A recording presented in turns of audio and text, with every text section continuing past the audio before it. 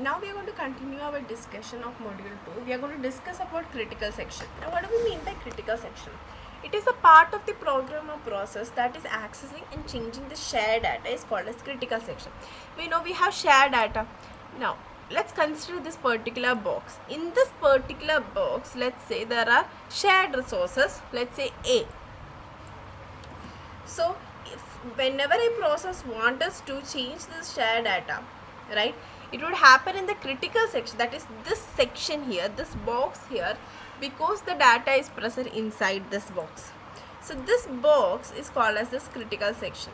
Okay, so that is the box which actually contains the shared data. So the process has to come to this box and access as well as change this shared data A.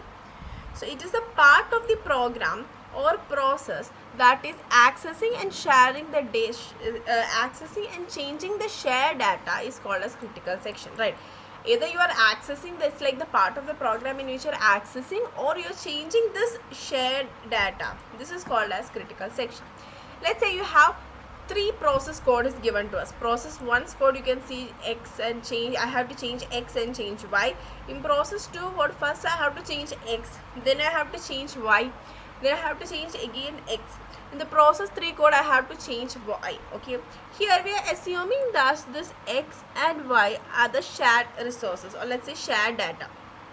So how in the critical section happens is that you would have an entry section. In a critical section you have an entry section, okay, and if the process pass this entry section, then it will go to the critical section. I will say CS.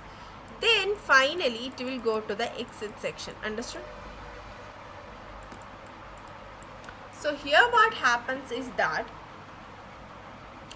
it will basically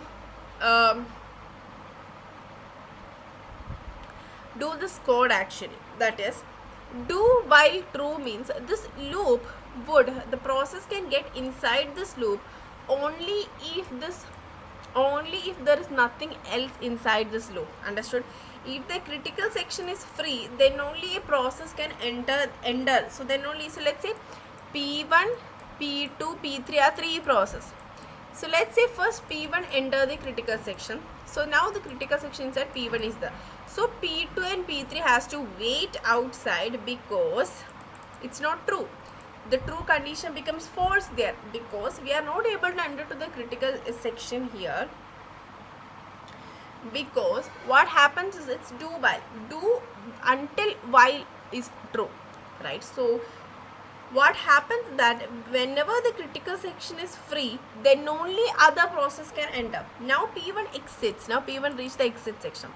Now P2 or P3 anyone can enter because the critical section is now empty.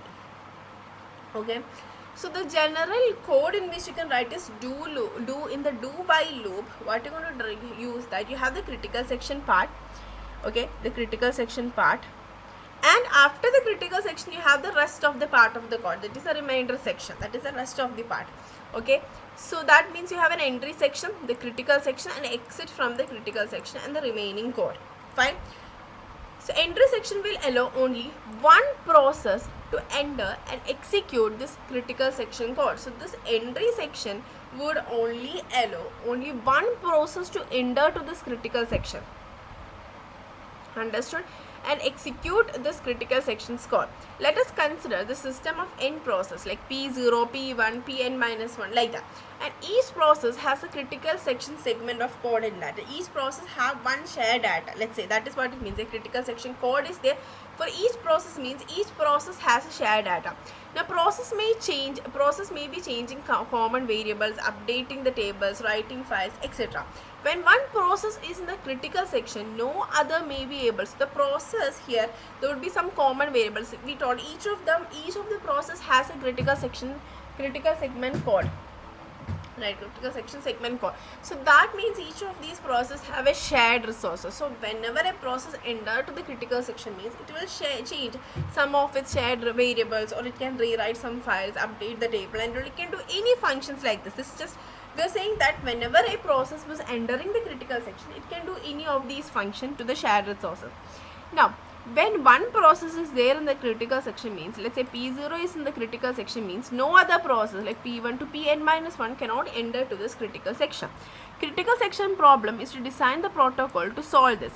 Each process must ask permission to enter the critical section in the entry section and may follow critical section with exit section, then remainder section. That means this is how the flow is coming. Each process would ask first the permission whether the critical section is free or not. It will first check. So that permission is asked to whom? To the entry section, because entry section only knows whether the critical section is free or not. Okay. Now if it is free, it will enter the critical section, then it will exit from the critical section, then it will do the remainder of the section, rest of the section. Understood? So you have these many states in our critical section. You have to understand the entry section. The process will request to enter the critical section. Then a part of code decide whether process can enter the critical section or not. This is not on, it's like or not. So entry section is like the part of the code which would decide whether this process can enter the critical section or not. Alright. So the process will first request the enter to the critical section through this entry section. The process can request its enter through this entry section. Now we have critical section. Critical section is a code segment that access the shared resources. Right. So you can see here a code segment. Critical section is what? Critical section is a code segment that access the shared resources that has been executed as an atomic action. So here the code segment that can access and change the shared resources is what? Critical section. The exit section is locking section can be undone, which is done in critical section.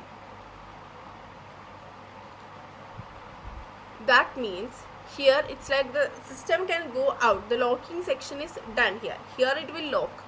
In the entry section it will lock, because this is where the process will enter the critical section. The requesting, the asking the permission is happening in here. So it's a part of the code which would decide whether it has to enter the critical section or not. Now critical section is where the shared data is basically accessing and changing. Okay, only one can come here. Exit section would unlock this. Locked section can be undone there. Remainder section is the remaining part of that process's program. Okay, so critical section is a part of the program which try to access the shared resources. That resources may be any resource in the computer. The resources can be anything. It can be our memory location, it can be any data structure, it can be CPU, IO device, anything. It can be any variables, it can be any shared resources like memory, the IO, the data structure, anything. It can be CPU, anything. The critical section cannot be executed by more than one process at the same time. So operating system faces difficulties in allowing and disallowing the process from entering the critical section. The critical section problem is to design a set of protocols which can ensure that the race condition among the process will never arise. Solution to the critical section problem means there are three requirements that stand for the correct solution. So here you have to understand that we have understood critical section only is the part in which they are accessing the shared resources, and I told you that the shared resources can be anything. It can be the main memory, IO part, CPU part, any shared variables, data, anything it can be. So a critical section cannot be executed by more than one process. So the operating system is what which is facing the difficulty in allowing and disallowing the process from entering the critical section. So the critical section problem is to design a set of protocols which can ensure that the race condition among the process will never arise. Now the critical section problem, why are we defining this critical section problem? This critical section problem is basically defined in order to avoid the problem of the race condition. So in order to that is critical section problems solution means there are basically three requirements that is important for getting the correct solution in order to ensure that the race condition doesn't happen. We have to make sure, because why we are doing this critical section problem, because to avoid the race condition. So there are basically three requirements that should always be satisfied. So these are also known as a solution to the critical section problem. So there are three solutions to the critical section problem. The first one is mutual exclusion. That means if one process is executing inside the critical section, then the other process must not enter the critical section. Only one process can be executed at the time. That means access to the critical section must be mutually exclusive. Mutual exclusion means access. This is the same thing that we have taught. Access. These are the three requirements of the critical section. Then only it can prevent the race condition, right? So the definition itself is talking about mutual exclusion itself. That is, the accessing the critical section is basically controlled. That is, at a time inside the critical section, only one process can enter. That means mutual exclusion. Right? It allows only one process to enter to the critical section at one time. Okay. So the region of the code that two or more related process must not execute at the same time in order to avoid what?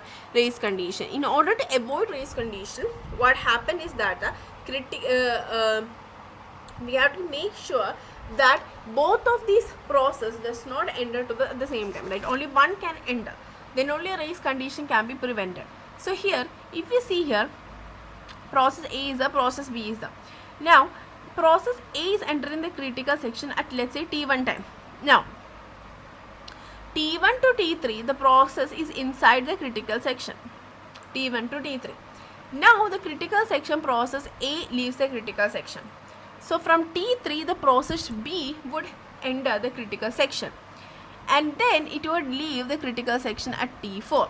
So that means at between when A is getting inside the critical section, A is there.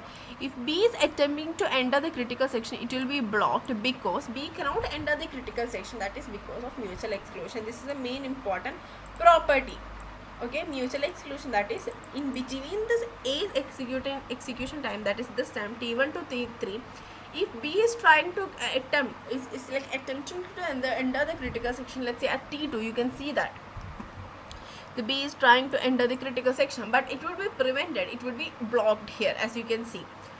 Now, what do we mean by progress? The next important, I told you there are three things. First is mutual exclusion. The next thing is process. That means if no process is executing in its critical section and there exists some process that wish to enter the critical section, then the selection of the process that will enter the critical section next cannot be postponed indefinitely. That is, if one process doesn't need to execute in the critical section, then it should not stop the other process to get into the critical section. If only one process wants to enter, it should be able to enter. If two or more want to enter, one of them should be succeeded. This means always there should be a progress. That means if no one wants to enter, let's say if one process doesn't want to enter the critical section, that doesn't mean that okay, another process you can stop the other process from entering the critical section. No, there should be always a progress in the critical section. Okay. So that means if one process doesn't want to enter the critical section, it should not stop the other process from entering the critical section. There should be always a progress. There should be, if one process is ready, that process should enter into the critical section. If there are two processes, then only one of them would be succeeded in entering the critical section. But always any of the process would always come into the critical section, because progress is one of the most important condition in critical section problem, and this is an important solution to a critical section problem. Next is bounded weight.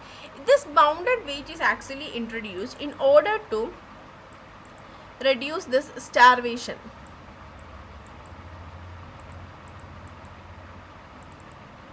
That means a bound must exist on the number of times that one process are allowed to enter the critical section after a process has made a request to enter its critical section, and before that request is granted. That is, we should be able to predict the waiting time for every process to get into the critical section. The process must not be endlessly waiting for getting into the critical section. That means each of the process P1, P2, P3 and all, which is trying to enter to the critical section, only one can enter, right? So each of these process we have to predict one waiting time for each of the process to get into the critical section, and the process should not it should not go above that waiting time. The process waiting time should not go above that waiting time, right? Because it should not endlessly wait for getting into the critical section. That is why we told that it's preventing starvation. That means if you have to understand, P1, we should be able to predict the waiting time for each of this process, which is for every process that is actually getting into the critical section. So the process must not endlessly wait for entering into the critical section, right? So that is what it means. So we should be able to predict the waiting time for every process to get into the critical section. So the process must not be endlessly waiting for getting into the critical section. That is why it's preventing starvation, because always there's a waiting time, and more than this waiting time, the process should not wait in order to enter the critical section.